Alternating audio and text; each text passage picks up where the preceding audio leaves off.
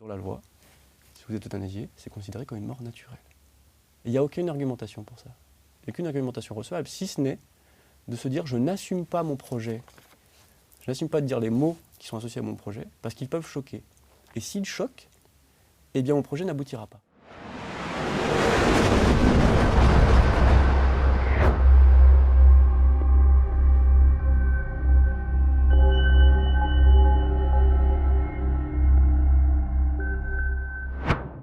Bonjour à tous et bienvenue dans un nouveau grand entretien.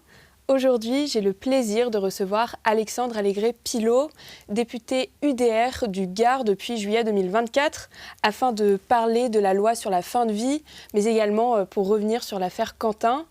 Bonjour Alexandre Allégret-Pillaud. Bonjour. Et tout d'abord, l'Assemblée nationale s'est prononcée ce mercredi 25 février sur la création d'un droit à l'aide à mourir. De quoi s'agit-il concrètement ? Alors c'est une loi, improprement parlé, loi sur l'aide à mourir. Et il s'agit en réalité d'une loi qui introduit l'euthanasie et le suicide assisté dans notre corpus législatif. Donc l'euthanasie, c'est la capacité à demander à ce qu'une tierce personne vous injecte une substance létale, une substance mortelle.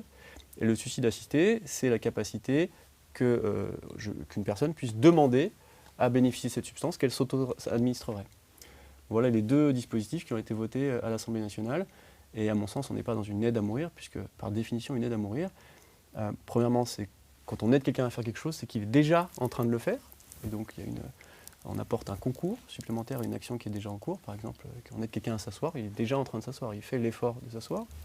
Et puis, on parle aussi beaucoup de fin de vie, mais encore une fois, c'est totalement impropre, puisqu'il n'y a pas de définition de ce qu'est la fin de vie. Quelqu'un est en fin de vie, mais en fait, nous sommes tous en fin de vie à partir du moment où nous naissons. La définition de ce curseur est hautement subjective. Et dans quelles conditions cela peut être proposé aux patients ? Alors là, actuellement, on a un texte qui est parmi les plus permissifs au monde, si ce n'est le plus permissif au monde, puisqu'il prévoit le fait d'être concerné par une maladie dite grave et incurable en phase terminale ou avancée, et de ressentir des souffrances. Alors ça paraît évident comme ça, et c'est tout ce qui se cache systématiquement dans ce texte, que ce soit dans le titre ou dans les différents articles. Je vous donne un exemple tout simple. Maladie grave, c'est très subjectif. Maladie incurable, il y en a un nombre considérable, qui on ne pense pas forcément, mais vous pouvez prendre la schizophrénie, vous pouvez prendre beaucoup d'affections de longue durée. Vous pouvez prendre le nanisme, ça peut être considéré comme une maladie. Donc c'est une condition médicale, comme on dit en anglais, donc c'est une maladie grave, incurable, qui engage le pronostic vital, puisque ça affecte l'espérance de vie. Et je pense qu'on peut considérer que certains ressentent des souffrances, ou en tout cas l'ont déjà formulé, certaines de ces personnes-là. Donc vous voyez, ça couvre un nombre de choses considérables, de façon extrêmement floue et volontaire. Par exemple, il faut être en phase terminale. La phase terminale, c'est juridiquement défini. Donc là, on a une définition. On peut être aussi en phase avancée. Et phase avancée, le gouvernement lui-même a fait un petit exercice. Il a sollicité une expertise auprès, je crois, de la Haute Autorité pour la santé, qui a commencé à faire en France, solliciter un comité d'experts, etc., qui ont essayé de définir. Ils ont dit on ne peut pas définir aujourd'hui ce qu'est une phase avancée. Donc à partir du moment où vous créez une règle dont vous n'êtes pas capable de définir les termes, eh bien vous mettez ce que vous voulez dedans, à un moment ou à un autre. Donc on voit bien que c'est quelque chose d'extrêmement permissif, en réalité. Ou vous pouvez, dans lequel vous pouvez mettre, par exemple, peuvent être éligibles, par exemple, c'est ce qu'on appelle les éligibles aujourd'hui, des déficients mentaux, typiquement, des dépressifs graves, typiquement. Donc vous avez quelque chose d'extrêmement, extrêmement large. Et justement, ce texte marque-t-il, selon vous, un élargissement du champ de l'euthanasie ? Est-ce qu'il est risqué d'instaurer un libre choix entre suicide assisté et euthanasie ? Alors, il y a plusieurs éléments. Premièrement, l'euthanasie en France est encore à ce jour, une fois que la loi sera promulguée, c'est différent, mais interdite. À ce stade, il n'y a pas d'euthanasie. On a déjà un dispositif qui est sous-exploité, qui est méconnu, et qui s'appelle le dispositif de sédation profonde et prolongée. C'est le dispositif qui a été introduit par la loi Claes-Leonetti et qui est souvent en fait méconnu. C'est-à-dire que quand les gens s'expriment sur la loi euthanasie, ils font référence en fait à l'utilisation des dispositifs qui existent déjà et qui est mal exploité. Il y a vraiment une méconnaissance terrible là-dessus. Donc, à ce titre-là, cette loi forme une rupture. Et ce n'est pas moi qui le dis, il suffit de regarder déjà ce que disait Robert Badinter en 2008, qui a été sollicité dans le cadre de la commission pour la loi Leonetti, donc la loi sur la sédation profonde et prolongée. Et il expliquait, à propos de la capacité à recourir à l'euthanasie, qu'aucune démocratie ne peut retirer la vie, même à la demande de la personne en question. C'est Robert Badinter qui le dit, à supposer que ce soit un argument d'autorité sur ce sujet. Beaucoup de personnes aiment le faire parler post-mortem, la vidéo est disponible, vous pouvez la trouver facilement sur Internet. Et il était limpide. Donc c'est une rupture même démocratique d'après Robert Badinter. D'après Robert Badinter, à partir de demain, à partir du vote en tout cas par le Sénat, nous ne serons plus dans une démocratie. Ça engage les aficionados de Robert Badinter. Ça c'est un point sur la notion de démocratie. Et puis la question que vous m'avez posée, c'est est-ce que le fait d'avoir à égalité la possibilité de recourir au suicide assisté ou à l'euthanasie a des conséquences particulières. Dans la loi telle qu'elle a été initialement présentée, ça fonctionne toujours comme ça, par cliquer, il était prévu que le suicide assisté était la règle, que l'euthanasie était l'exception. C'est-à-dire que si, moi, en tant qu'individu, je veux me suicider, je peux le faire tout seul. 2, si je veux me suicider, mais que je veux être dans un cadre assisté, qu'on me délivre une substance létale pour que je souffre moins, que ce soit plus efficace, etc. Alors, donc dans la mesure où je suis capable de me délivrer moi-même la substance, alors je dois le faire de prioritaire. Et que l'euthanasie, c'est-à-dire forcer quelqu'un, en fait, un tiers, ou la société, à m'injecter ces substances, doit être de façon une solution subsidiaire. Et là, maintenant, ça devient une condition alternative. C'est deux options qui se valent l'une comme l'autre. Et je pense que ça en dit long, parce qu'on a une conception qui est que la société est en fait au service du choix de l'individu. Et donc, le droit à l'aide à mourir, entre guillemets, qui est le droit à l'euthanasie, et à la mise à mort sur demande, en fait, est une créance. C'est-à-dire que j'ai une créance envers la société, je peux lui demander ça. Et la société doit se mettre en mesure de me l'appliquer, à ma demande. Alors aujourd'hui, on a des conditions donc, de maladie, comme j'ai pu l'expliquer. On a des conditions de souffrance qui peuvent être psychologiques. On peut avoir une souffrance, c'est la différence avec la douleur. Hein. La douleur, c'est physique, la souffrance, c'est psychologique. Il n'y a aucune raison, à terme, de maintenir ces conditions. Parce que moi, je peux très bien vous dire que, par définition, si je demande à mourir, a priori, c'est que je souffre. A priori. Et pourquoi ce serait accessible qu'à des personnes qui sont en phase avancée, même si ce n'est pas défini, d'une maladie incurable, sachant que la vie est une maladie incurable. Donc, il n'y a aucune raison, une fois qu'on a validé cela, qui est dans des termes extrêmement lâches au sens flou, de ne pas aller jusqu'au bout de la réflexion. Et c'est totalement assumé par les promoteurs de ce texte, hein, en réalité. Ah bon ? Oui, c'est totalement assumé. Le but, c'est d'élargir au maximum, étape par étape, dans le raisonnement qui est que l'homme est la mesure de toute chose et doit avoir la main permanente sur son destin. Quand bien même, ça nécessite de recourir à d'autres hommes pour cela. C'est ça qui est intéressant, parce que l'autonomie, c'est aussi soi-même, c'est être capable de faire les choses. La puissance, c'est être capable de faire les choses soi-même, de prendre les décisions quand on est en mesure de les prendre.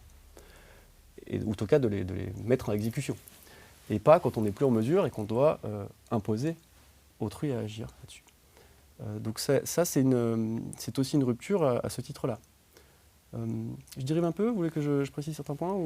Non, je voulais juste rebondir. Donc, selon vous, les conditions pour cette aide à mourir vont être de plus en plus larges. Et en fait, on va vers vraiment un vrai danger pour la société, si on parle simplement de souffrance pour demander cette aide.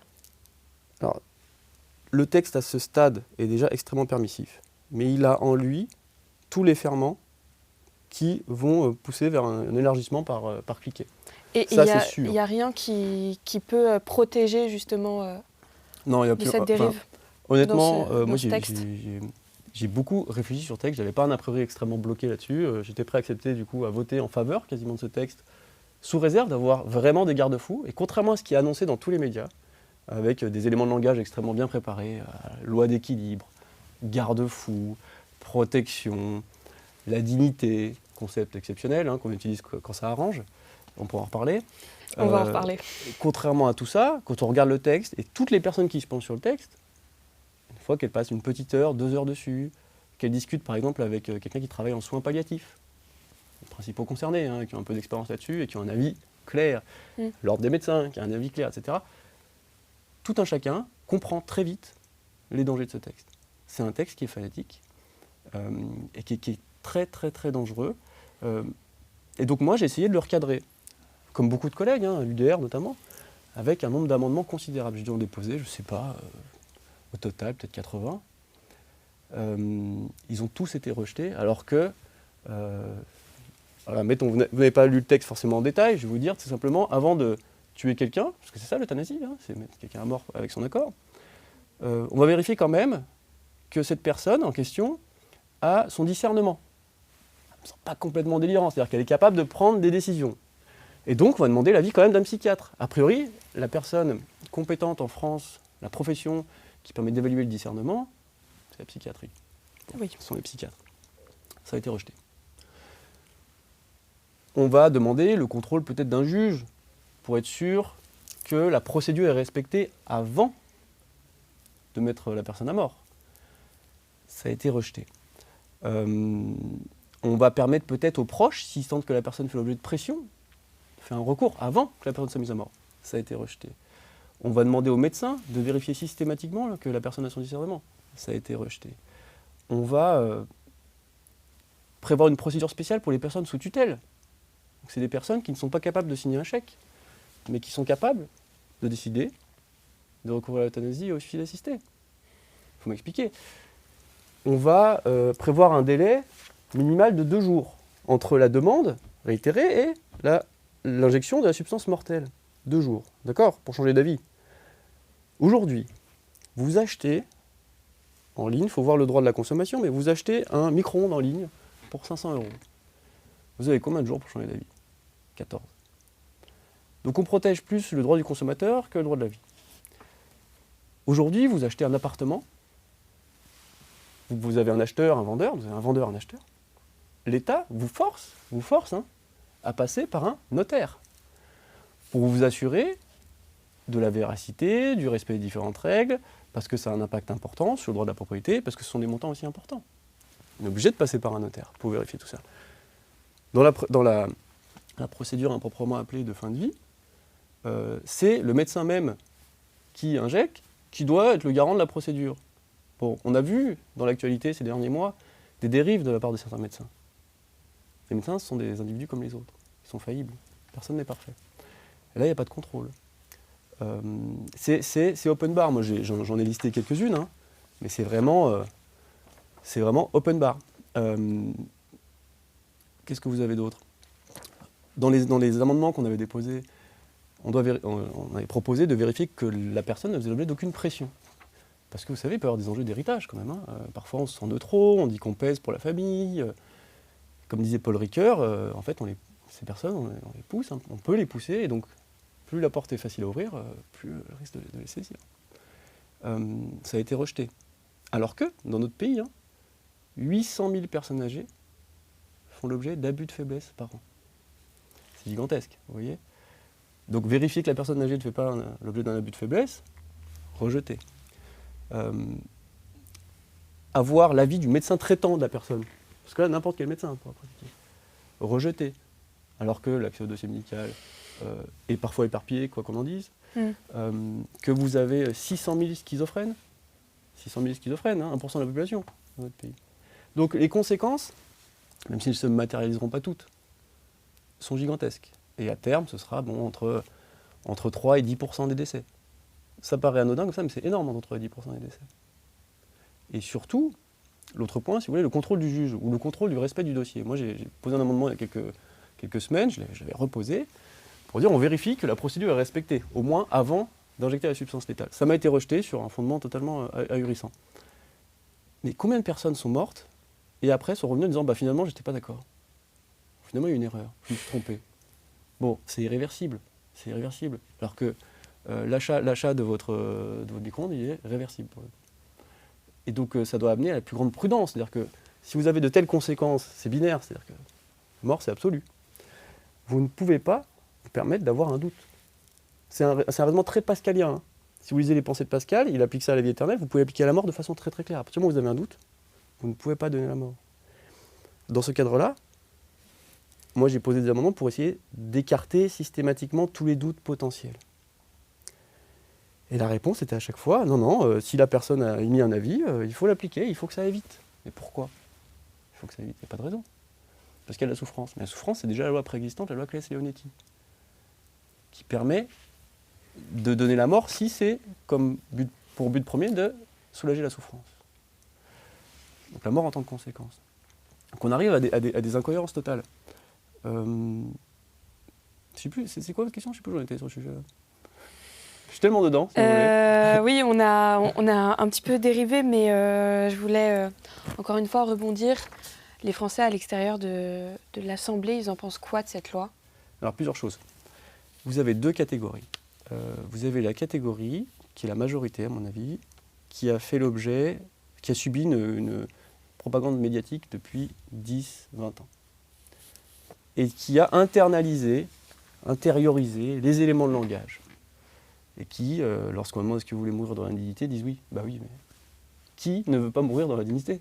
Bien sûr. Donc, il y a en fait tout un travail de terminologie qui a été fait, avec 3 exemples qui reviennent tout le temps, qui sont des exemples qui n'ont rien à voir avec la loi en question, mais qui peuvent bénéficier de la loi préexistante, où on nous parle d'acharnement thérapeutique, alors que ça n'a rien à voir, l'acharnement thérapeutique est interdit en France. Donc on a un flou qui a été savamment entretenu, le tout dans une valise terminologique très intelligente. Mourir dans la dignité. Donc évidemment, 85% des Français veulent mourir dans la dignité. Le reste sont des Français qui ont lu le texte de loi et qui ont compris un peu la magouille derrière et qui s'y opposent. Ça, c'est le premier point.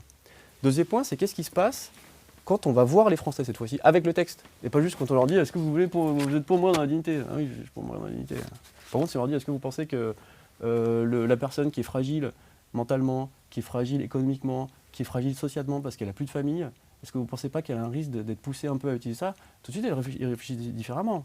Quand on pense à soi-même, qu'on est un bourgeois du 6e arrondissement de Paris, on ne pense pas de la même façon quand on pense à autrui, et qu'on se revendique de gauche notamment.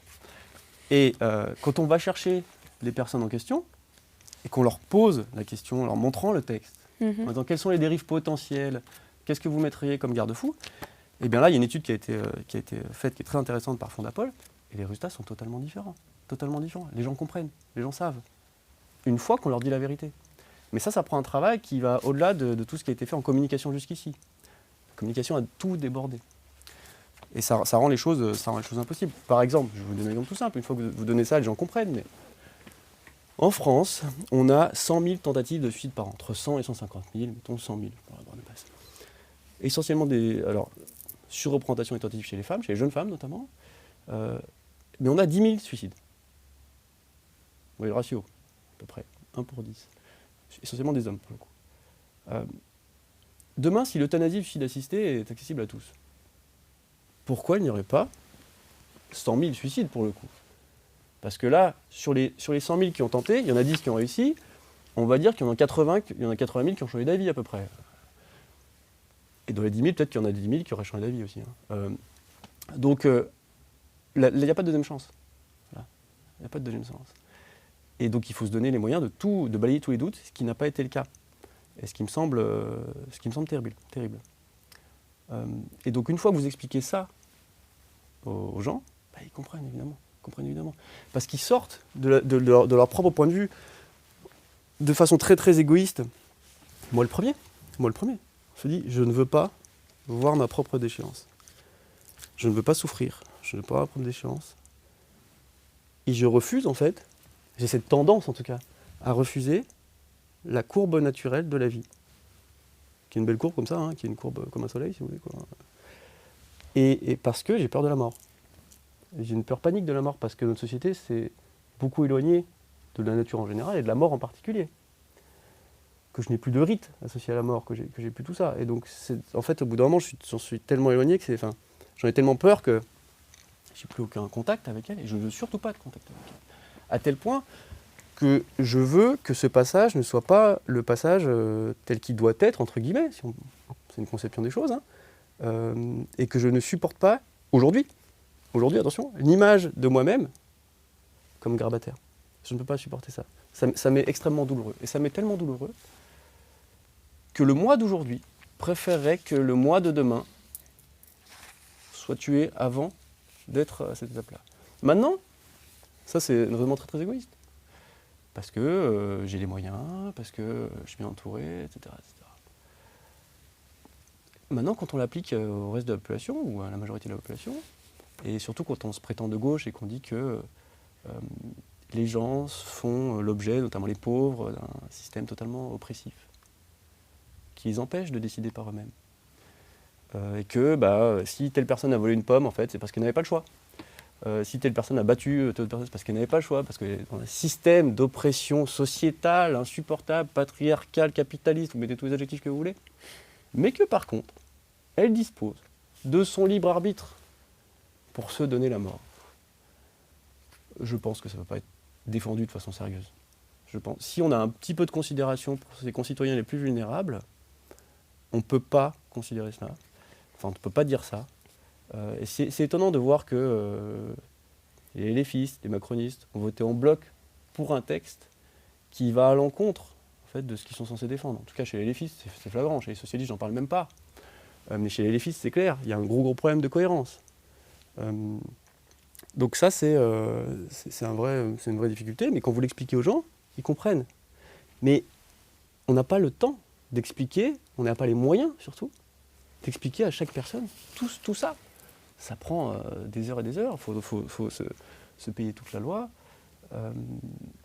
C'est extrêmement complexe parce que, surtout, le travail qui a été fait avant en termes de communication a mis des œillères aux gens. Et donc, vous n'arrivez pas à pénétrer leurs réflexions. Parce qu'ils ne sont pas, enfin beaucoup ne sont pas dans cette approche de l'esprit critique de « Ok, voilà le problème, voilà les différentes options, etc. etc. » Non, moi je veux mourir dans la dignité. Et c'est mon choix. Donc je peux te l'imposer. C'est mon choix, donc viens me piquer. C'est ce genre de raisonnement-là. Mais donc ça ne vous a pas étonné quand Éric Coquerel a rejeté votre amendement que vous avez déposé le 12 février dernier ? Alors, il m'en a rejeté 3-4. Ok. C'était sur quoi celui-là ? Le dernier, c'était justement sur les consommateurs et l'achat d'un micro-ondes. Oui, vous voyez, c'est ridicule. Enfin, on est à un stade où on se dit non, il faut que ça aille vite. Il faut que la mort aille vite. Mais la conséquence est telle que ça ne peut pas aller vite. Ou en tout cas, il faut garantir tout. Il faut tout garantir, ce qui n'est pas le cas. Vous ne pouvez pas ne pas rendre obligatoire la vie d'un médecin traitant. C'est pas possible. Mais vous voyez, tout ça, ça pose énormément de questions. C'est un sujet passionnant. Ça pose énormément de questions. Moi, je vais vous donner un exemple tout simple. Un peu caricatural, mais vrai. Pour ceux qui ont fait un peu de droit administratif, on a la jurisprudence du Conseil d'État de 1995, Morsan-sur-Orge. Je ne sais pas si ça vous dit quelque chose, mais on a interdit quelque chose qui marchait très bien à l'époque, et ça a fait des malheureux, le lancer de nains. Voilà, donc il y avait des compétitions, des spectacles de lancer. Donc il y avait des personnes de petite taille qui étaient saisies par d'autres personnes, et il fallait les jeter le plus loin possible. Et tout ça était un spectacle, les gens payaient l'entrée, etc. Et donc il y a des nains dont c'était la profession. C'était la profession. Il y a eu des débats, notamment avec Mimati, qui trouvait ça indigne. Il y a eu des moi aussi j'ai eu la chance d'être acteur, ok, mais là je fais ce que je peux. Et ça me plaît. Bon, soit. Et on a décidé le Conseil d'État a interdit les spectacles de lancer de nains. Parce que c'était contraire à la dignité humaine. Ok ? Pourquoi pas ? Oui, ça s'entend. Un élément de notre corpus juridique. C'est contraire à la dignité humaine de se faire lancer. Par contre, en France, vous pouvez vous prostituer. Sans aucun problème. Ça, c'est pas contraire à la dignité humaine. Vous voyez, déjà, bon. Tout ça, ça peut poser à débat.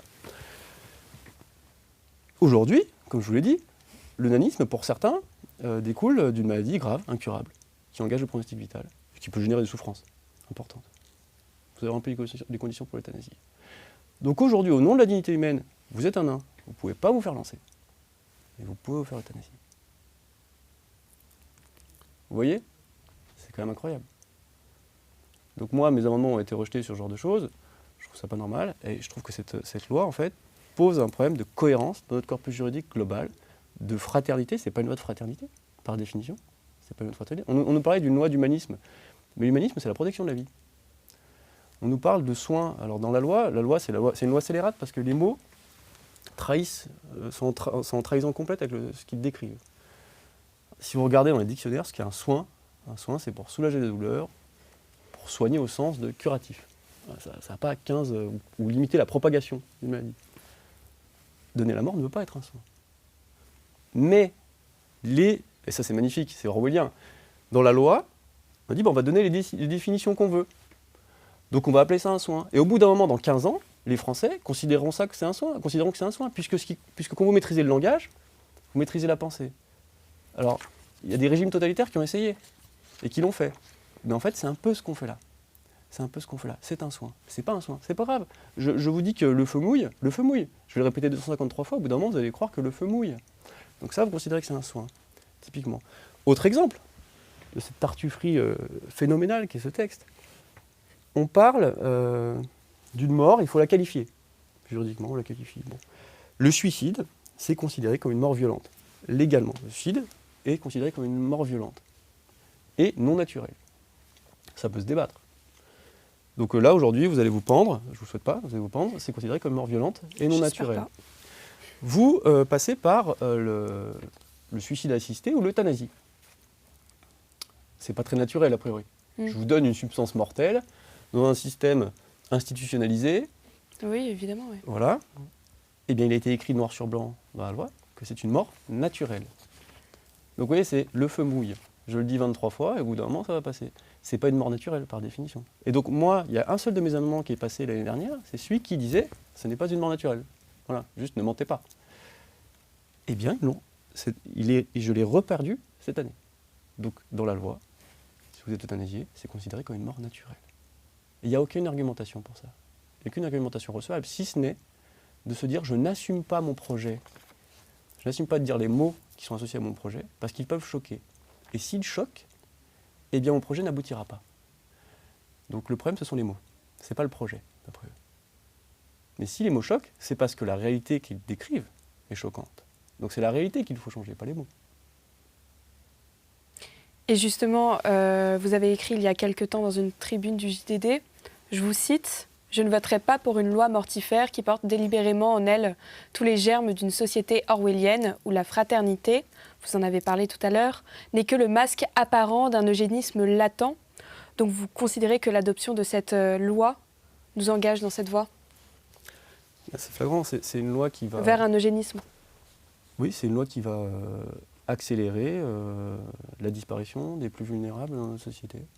À partir du moment où vous ne protégez pas... On a des principes un peu juridiques ou des réflexes juridiques. Une personne qui est vulnérable bénéficie de protection supérieure à une personne qui est moins vulnérable. Exemple, les mineurs. Un mineur en France a un statut différent d'un majeur. Ça bénéficie de protection. Mais pourquoi ? C'est pas parce qu'on s'est dit les mineurs, on va les protéger. Non, les mineurs sont structurellement plus faibles, vulnérables. Donc il faut structurellement une protection.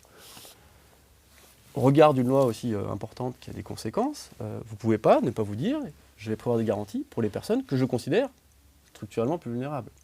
Par exemple, les personnes faisant l'objet d'une mesure de protection juridique ou judiciaire, que sont les personnes sous tutelle, sous curatelle, etc. Vous ne pouvez pas ne pas considérer ça. Or, ce n'est pas le cas. Donc mécaniquement, je ne vois pas comment on ne favorise pas en réalité leur disparition d'une façon ou d'une autre. En tout cas, on ne met pas des éléments qui permettent de garantir une protection équilibrée,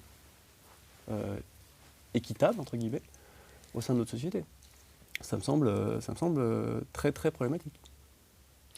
Et vous avez espoir que ces amendements soient rejetés par le Sénat ? Je pense que le Sénat va retravailler le texte et le modifier de façon substantielle. Pour autant, vous savez que c'est l'Assemblée qui a le dernier mot. Donc je me fais très peu d'illusions à ce sujet, parce que je pense qu'on a perdu la bataille de communication, en fait, là-dessus. Et ce qui fait qu'on arrive à des lois incohérentes. Je vous donne un exemple tout simple. Les gens pensent que vous avez une souffrance et une demande de mort qui est énorme et qu'en fait elle est insoluble. Pourtant, il suffit de regarder les chiffres. Les chiffres sont disponibles, il faut les chercher. Vous avez, quand on entre en soins palliatifs, une demande de mort qui est de 30% à peu près. Au bout d'une semaine, elle tombe à 3%. Divisé par 10. Les gens n'ont pas fait de la magie. Ils ont mis en œuvre les soins palliatifs. Donc si on veut vraiment régler ce problème, si le but c'était de régler le problème de la souffrance des gens, et des signaux de détresse qu'ils envoient, notamment, on pourrait, à soustrait les soins palliatifs. Or aujourd'hui, vous avez 21 départements qui sont dépourvus à ce titre. Donc quand en même temps, vous sous-traitez, entre guillemets, vous traitez mal les soins palliatifs, parce que c'est le cas dans notre pays, on le sait, c'est démontré, c'est chiffré. Donc quand vous sous-traitez les soins palliatifs et que vous proposez une alternative, beaucoup plus rapide, beaucoup moins cher, qu'est-ce qui se passe? C'est un déversement qui se fait.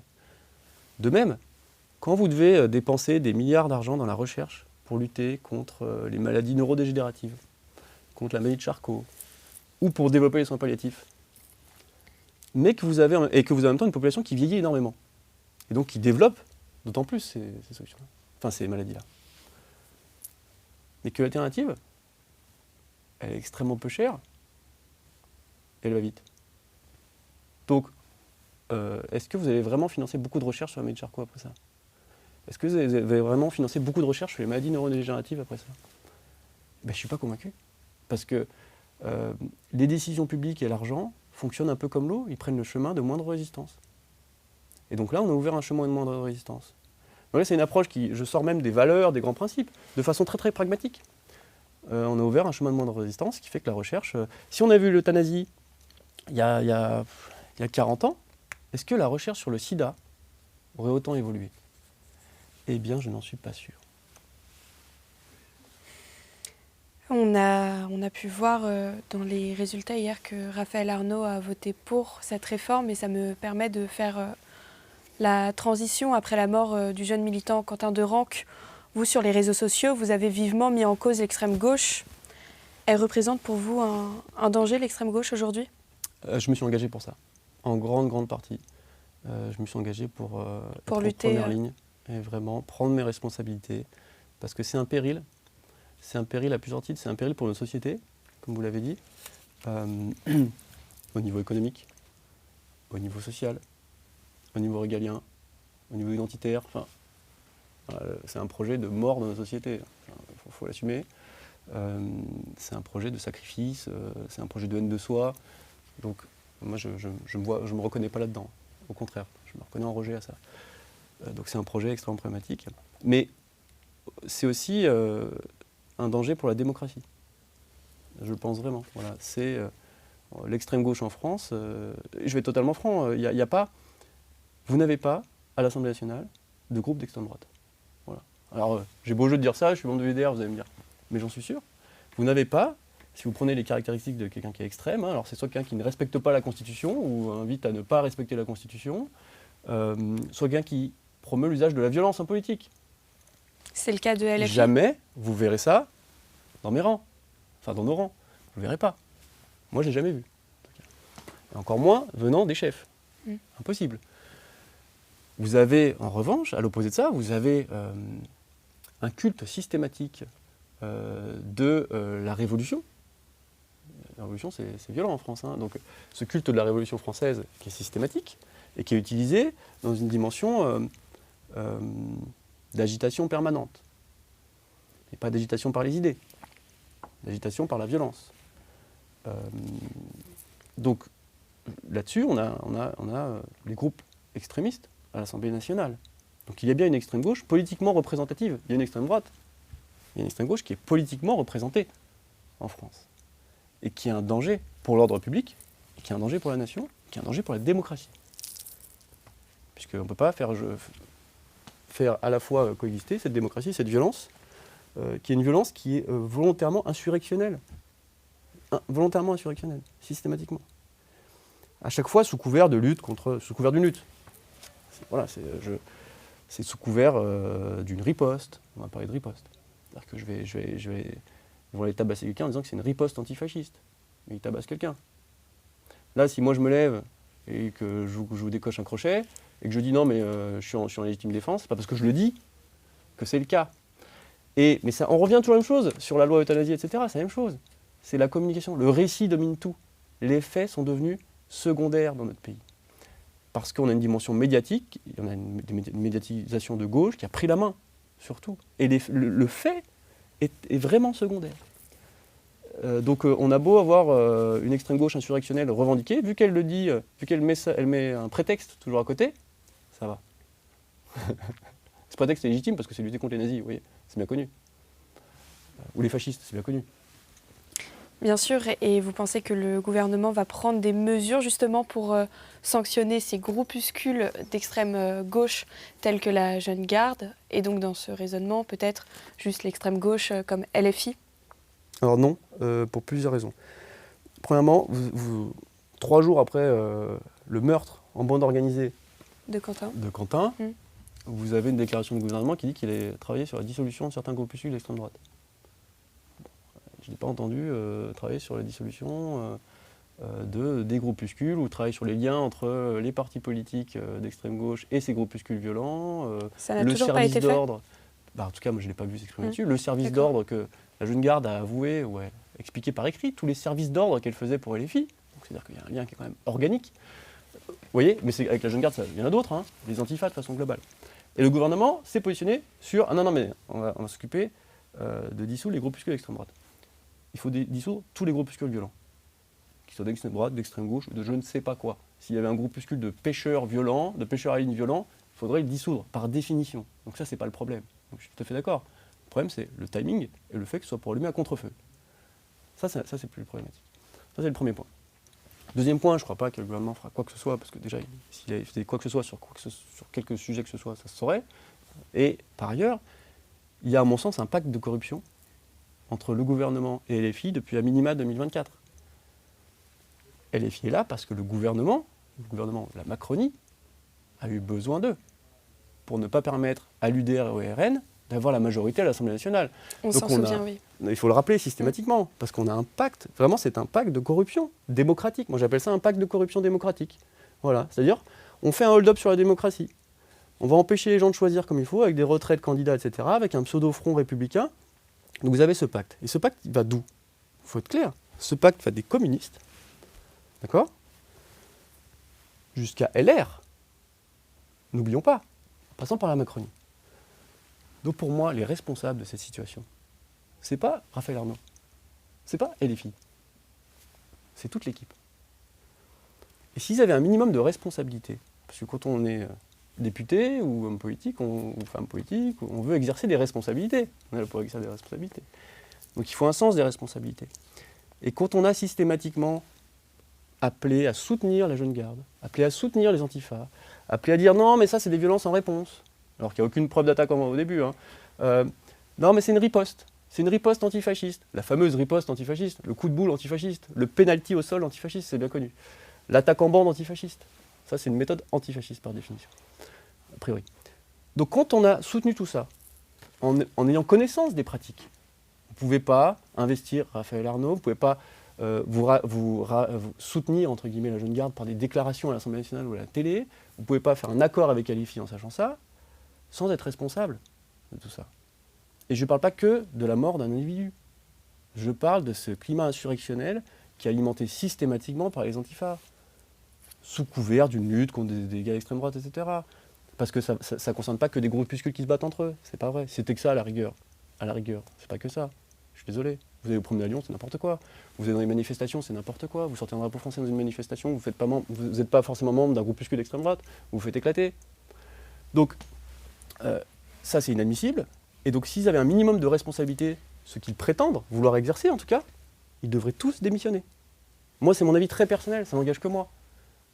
Mais ils devraient tous démissionner, parce qu'ils sont responsables de la situation dans laquelle on est aujourd'hui. Et ils ne sont pas totalement innocents dans tout cela, ils ne sont pas étrangers à ce qui est arrivé à Quentin à mon avis. Dans la mesure où ils ont alimenté tout ça. Et le langage a des conséquences. Quand vous traitez tout le monde de facho, y compris dans l'Assemblée nationale, vous regardez le discours d'Adrien Clouet, moi il m'a traité de facho 24 fois. Bon, si vous voulez, un moment. Et que vous avez, dans votre électorat, des demeurés complets. Des débiles. Qui ont un peu trop de testostérone, le sang qui bouillonne, et envie de se sentir utile à la société, même s'ils font n'importe quoi. Et vous leur donnez les outils idéologiques pour légitimer leur pulsion et leur violence, et, in fine, un ou plusieurs, en réalité, quand vous regardez les statistiques, meurtres. Donc vous ne pouvez pas vous dire non, je ne suis pas coupable. Ils sont tous coupables. Mais donc, quid du rôle de Raphaël Arnaud? Le rôle de Raphaël Arnaud, moi je ne connais pas personnellement. Ce que je peux vous dire, c'est que, en fait, vous pouvez avoir des individus problématiques. Ça, c'est une chose. Mais le problème, c'est pas... Enfin, mon point de vue, c'est que le problème, c'est pas celui-là. Le problème, c'est comment vous laissez quelque chose prospérer de la sorte. Parce que vous l'utilisez, vous en bénéficiez. Donc le problème, c'est pas Raphaël Arnaud. Mon avis très personnel, c'est pas Raphaël Arnaud le problème. Le problème, c'est quoi? C'est toute l'équipe. Le problème, c'est le député LR, le député macroniste, le député Horizon qui va dire « Ah ben, il n'y a aucun problème, je fais alliance avec des personnes dont le passe-temps est de tabasser des gens, en criant facho, facho, facho, et en disant que non, ça va, c'est une riposte contre les nazis. Et ça ne me pose pas de problème. Je fais alliance avec des gens qui ont un comportement révolutionnaire dans le sens pas noble, permanent.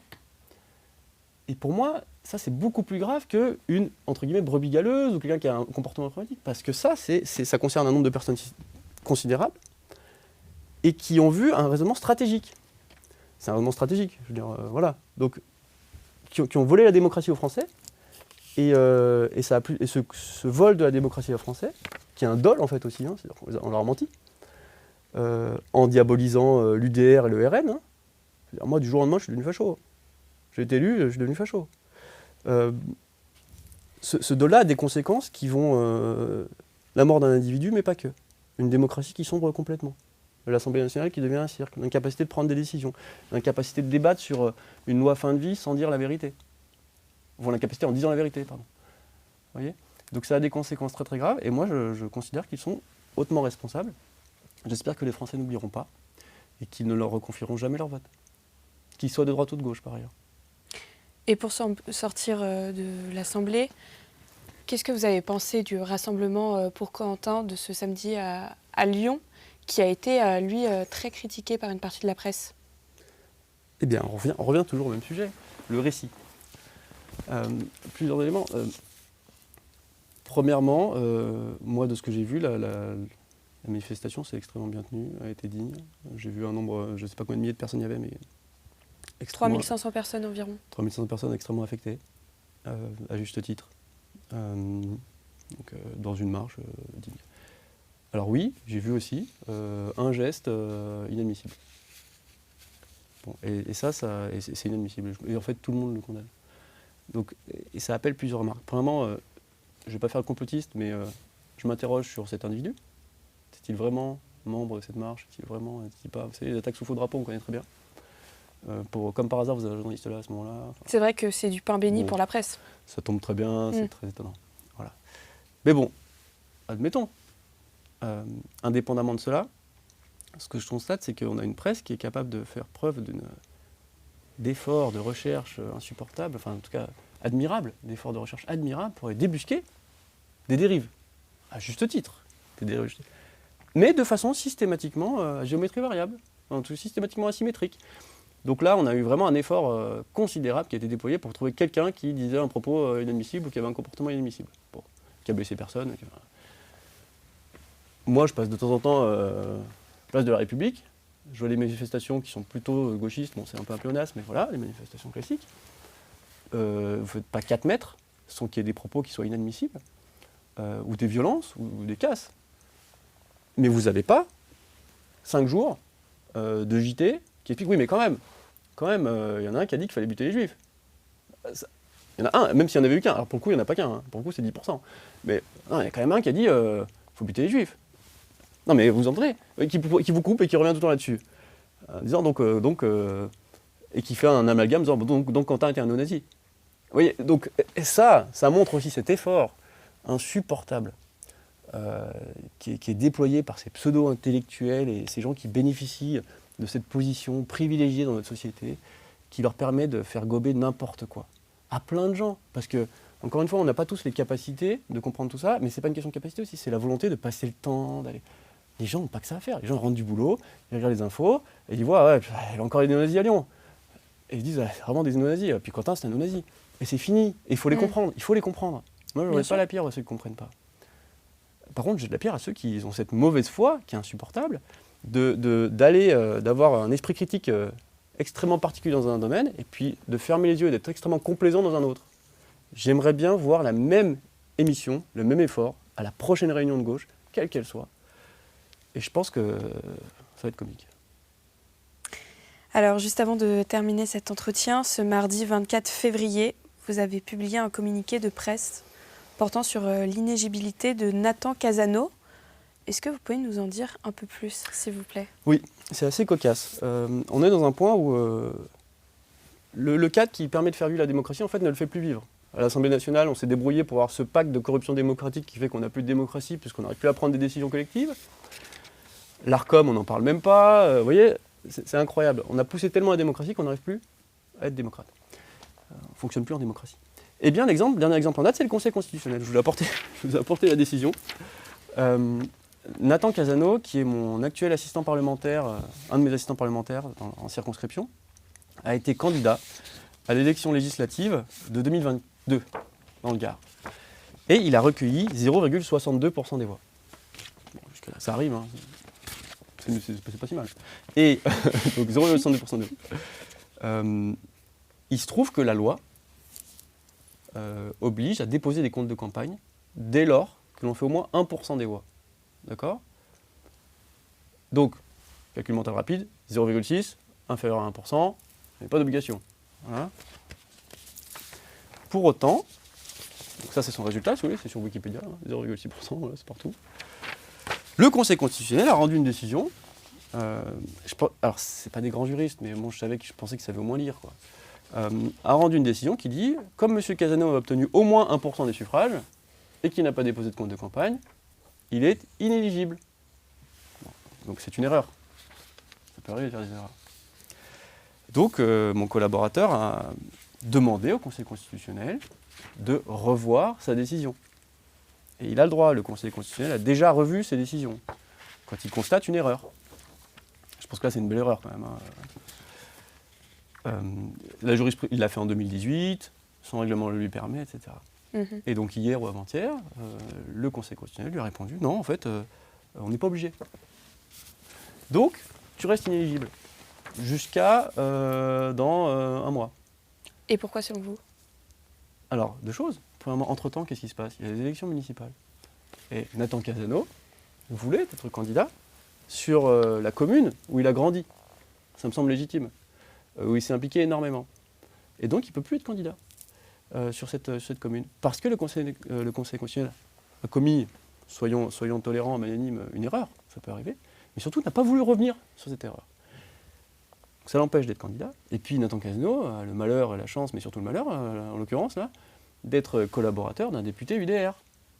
Alors je ne sais pas, c'est pas écrit dans les motivations de la décision du Conseil constitutionnel, mais personnellement, je ne peux pas ne pas m'interroger sur l'éventuelle motivation politique d'une telle décision.